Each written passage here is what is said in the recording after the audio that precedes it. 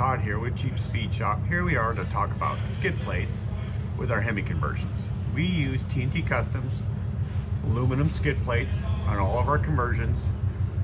As you can see, it's got a cutout. This one here, this Jeep still happens to have a 14 bolt with a guard on the front pinion bearing. So this is the skid plates we use. They work in all of our conversions. I mean, this one here, we ran a different exhaust, ran the exhaust around the back. We had to cut this skid plate a little bit just because of how we did this exhaust, but normally it'll work with our exhaust systems that we sell. So here's the gas tank, transfer case, and here's the engine skid. So all bolts in. So works out really nice. All bolts into the stock brackets. I'll do a little walk around here, coming around. So all bolts in, as we use bolt-in mounts. These are aluminum, all from TNT Customs, American made. Of course, that's important.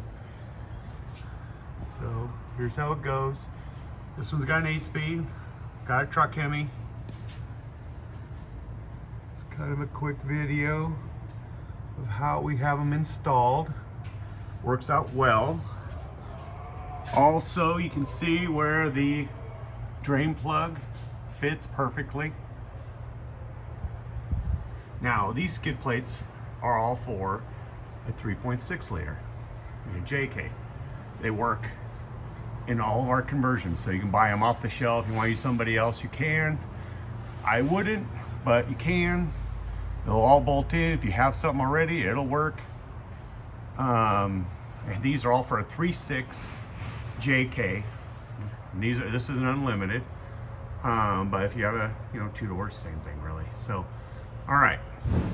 So this video is on the skid plates for a JK using our 8-speed.